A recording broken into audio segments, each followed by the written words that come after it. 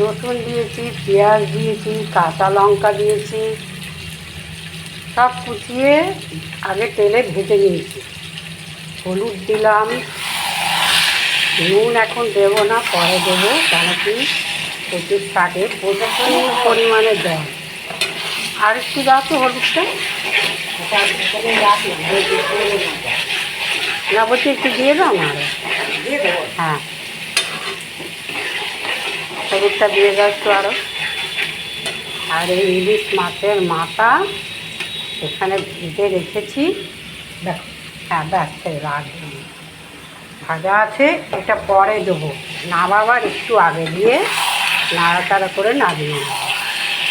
নামাবার সময় একটু মিষ্টি দেবো, একটু ঝাল একটু বেশি করে দিতে হয়, তাহলে ভালো হয় না কচুর শাক। এই দিয়েই ভাত উঠে যাবে এক থালা।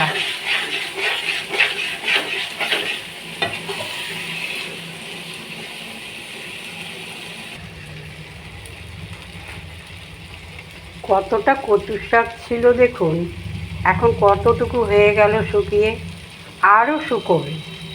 আর এই একটু আমচুর পাউডার দিয়ে দিলাম, আমচুর পাউডারটা দিলে হেভি টেস্ট হবে।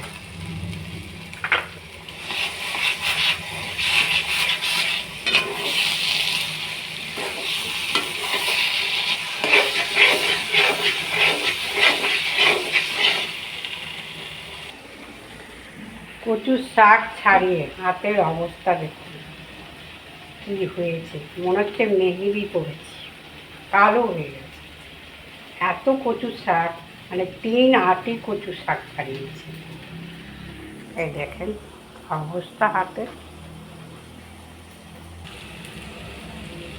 এইবার নুনটা দিয়ে দেবো, বুঝেছেন? এখন অল্প করে দিলাম, আবার পরে দিয়ে দেবো। অল্প চিনি পর্যন্ত দিয়ে দিলাম, একটু মিষ্টি ঝাল সব রকম হলে ভালো হবে। এইবার ইলিশ মাছের মাথাটা সব টুকরো টুকরো করে রেখেছি, দিয়ে দিলাম। দিয়ে এবার নাড়াচাড়া করবো, ভালো করে নাড়াচাড়া করে নামিয়ে নেবো। অলরেডি ইলিশ মাছের মাথা দিয়ে কচুর শাক হয়ে গেছে, এইবার নামিয়ে ফেলবো আমরা।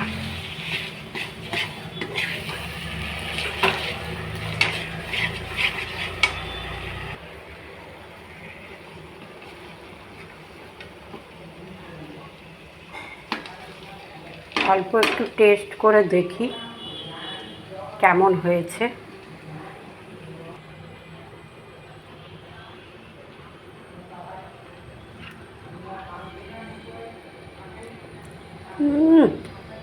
দারুণ দারুণ দুর্দান্ত ইলিশ মাছের মাথা দিয়ে কচুর শাক।